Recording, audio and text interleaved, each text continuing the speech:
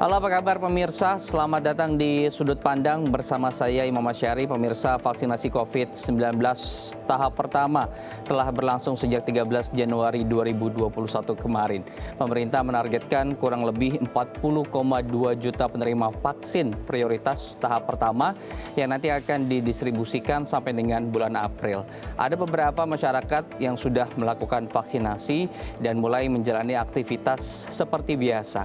Apa kemudian yang harus dilakukan masyarakat setelah mendapat vaksinasi? Apakah kemudian mereka bisa bebas beraktivitas atau berpergian mobilitas sesuka mereka dan juga tidak memenuhi protokol kesehatan yang sudah diatur pemerintah? Atau ada kemudian aturan-aturan yang tetap mereka harus laksanakan? Nanti kita akan bahas bersama narasumber seperti apa kemudian pasca vaksinasi ini dan apa kemudian yang harus dilakukan masyarakat. Kita akan membahasnya dengan tema setelah vaksin tiba.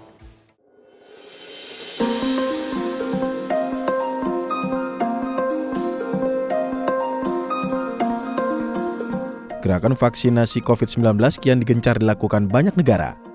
9 vaksin dari berbagai perusahaan di dunia mulai disuntikan untuk mencegah penularan virus corona.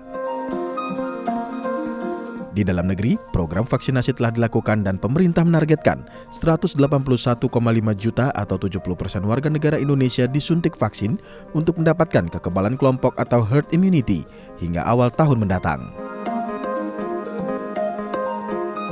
Meski telah mendapat vaksin, warga diminta tidak abai, sebab risiko tertular virus masih dapat terjadi karena antibodi usai vaksinasi tidak serta-merta langsung muncul di dalam tubuh. Harapan tercapainya tujuan keluar dari pandemi COVID-19 tentunya akan berhasil jika masyarakat secara konsisten melakukan protokol kesehatan 5M, memakai masker, mencuci tangan, menjaga jarak, mengurangi mobilitas, dan menjauhi kerumunan. Ya, untuk membahas tema tersebut sudah bersama saya sejumlah narasumber. Saya akan mulai sapa narasumber kita satu persatu. Yang pertama ada Dr. Siti Nadia Tarmizi selaku juru bicara vaksin COVID-19. Selamat bergabung, dokter. Terima kasih. Baik, kemudian yang kedua ada Bapak Diki Budiman selaku epidemiolog dan juga peneliti pandemi dari Griffith University Australia. Selamat bergabung. Salam, Mas Imam. Ya. Kemudian terakhir yang ketiga ada Ibu Rina Mardiana, penerima vaksin COVID-19. Selamat bergabung Ibu Rina. Ya, terima kasih Mas Imam. Baik, saya akan mulai terlebih dahulu dari Dr. Nadia. Dr. Nadia, sudah ada beberapa masyarakat dari kelompok prioritas begitu yang menerima vaksin COVID-19.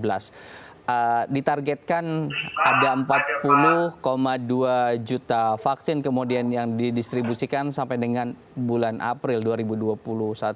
Bagaimana update-nya sejauh ini distribusinya, Bu? Iya, baik, terima kasih Mas Imam. Jadi kemarin ya, alhamdulillah kita sudah menerima kembali ya pengiriman vaksinasi tahap kelima dari Sinovac yang sejumlah 10 juta dosis vaksin. Yang ini tentunya akan melengkapi dosis vaksin yang dalam bentuk setengah jadi yang sudah kita terima sebelumnya, yaitu sebanyak 25 juta dosis.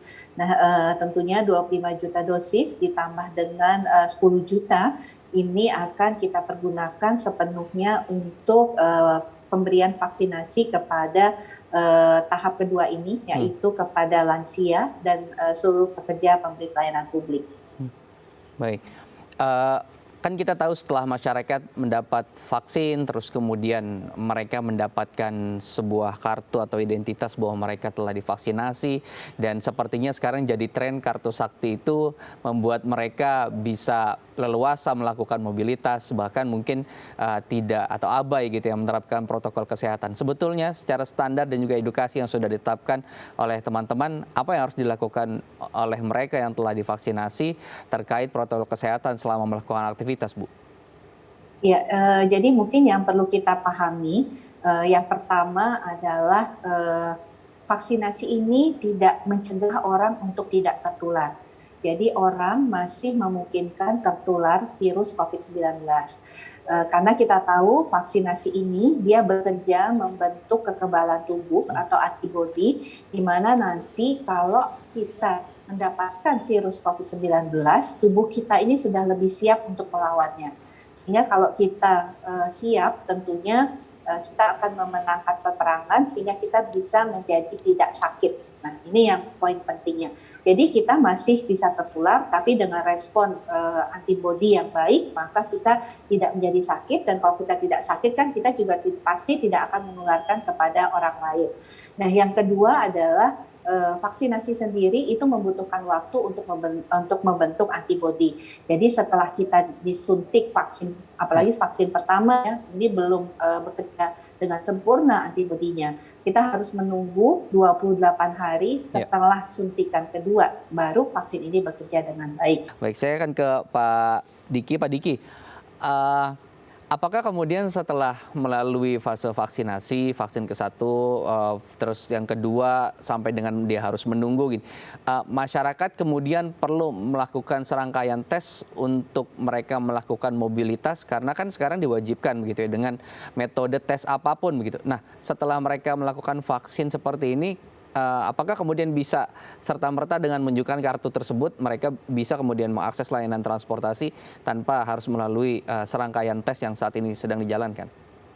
Ya, ya betul sekali tadi yang sudah disampaikan Dr. Nadia, bahwa baik mau sebelum, setelah divaksinasi, itu kewajiban menerapkan 5M ini ya sangat harus dilakukan. Karena begini ya, kita dalam situasi di mana pandemi kita ini belum terkendali baik, sehingga ketika kita sudah divaksinasi pun, bahkan jangankan yang baru 1 kali suntik, yang sudah 2 kali suntik sekalipun, itu kalau kita tidak mengontrol mobilitas kita, interaksi kita juga abai dalam menjauhi kerumunan dan apalagi memakai masker ini juga saat ini setidaknya harus 2 lapis loh saya sampaikan ya, karena dengan adanya varian baru ini CDC saya sudah mendeklar ya cukup 1 lapis, harus 2 lapis. Nah, itu menunjukkan bahwa potensi terinfeksi itu tetap besar.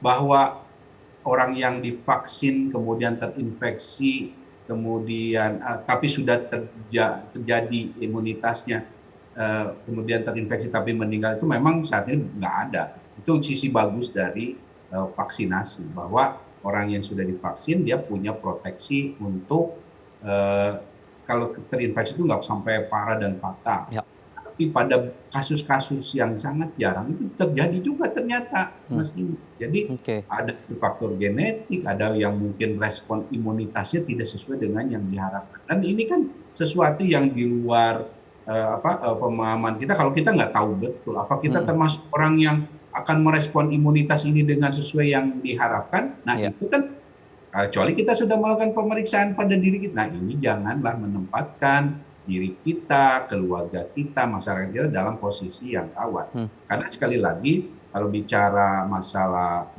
efektivitas dari vaksin, jelas, tapi bahwa akan ada juga peluang terjadinya infeksi yang merugikan, ya bisa saja terjadi. Kalau kita abai, apalagi, sekali lagi, walaupun ini belum ada untuk varian yang baru ya, tapi varian yang baru ini sangat jelas bisa menginfeksi ulang orang yang sudah terinfeksi. Itu sudah jelas. Tapi bahwa dia bisa menginfeksi orang yang sudah divaksinasi, ini yang harus dijawab. Kalau masalah vaksin Sinovac harus dijawab dengan apa? Dengan riset. Oleh karena itu, sekali lagi, kita harus tetap menerapkan 5M dan juga tentu di sisi pemerintah penerapan memaksimalkan vaksin. Saya akan ke Ibu Rina. Bu Rina, bagaimana perasaannya setelah mendapatkan vaksin COVID-19 ini? Apakah sudah mulai tenang ketika kemudian beraktivitas baik di dalam rumah ataupun saat keluar rumah begitu? Oh ya, alhamdulillah kan saya divaksin itu ketika jadi relawan vaksin, jadi 6 bulan yang lalu baik-baik aja sih, tidak ada keluhan. Kemarin kan baru kunjungan terakhir dibuka siapa yang vaksin dan siapa yang placebo. Kemudian sama dokter tim uji klinisnya ditawarkan kembali yang mendapatkan vaksin itu jadi ada uji klinis tambahan 6 bulan dan dapat booster vaksin 6 bulan ke depan. Jadi ada tambahan vaksin lagi. Sejauh ini sih baik-baik aja, alhamdulillah sehat. Enggak Oke. Berarti Ibu salah satu penerima yang vaksin atau penerima yang placebo, Bu? Enggak, saya vaksin yang pertama, Vaksin. saya mendapatkan vaksin. Oke. Dan kemudian divaksin kembali? Jadi kan kemarin tuh saya tuh jadi termasuk 100 orang yang pertama yang divaksin. Ya. Dan ditawarkan, jadi Sinovac ini uji klinisnya diperpanjang lagi 6 bulan. Jadi saya nanti 6 bulan ke depan akan divaksin, dapat booster tambahan vaksin. Oke. Berarti prasyaratnya sama. Apakah boleh keluar kota Bandung atau tetap seperti yang saat melakukan uji coba tidak boleh beraktivitas keluar kota? Enggak, saya biasa aja, hanya saya tetap 5M sih, tetap pakai masker, jauhi kerumunan, jaga jarak, mencuci tangan, mengurangi mobilitas. Jadi saya selalu pakai masker, alhamdulillah sih. Kita harus jeda dulu karena di segmen berikutnya nanti kita akan banyak membahas soal varian atau mutasi virus baru yang kemudian masuk ke Indonesia dan beberapa yang sudah divaksin kemudian lebih merasa khawatir apakah mereka akan tertular atau tidak, atau apakah vaksin ini bisa bekerja dengan baik menghadapi mutasi virus tersebut. Kita akan bahas nanti. Jangan kemana-mana pemirsa, tetap bersama kami di Sudut Pandang.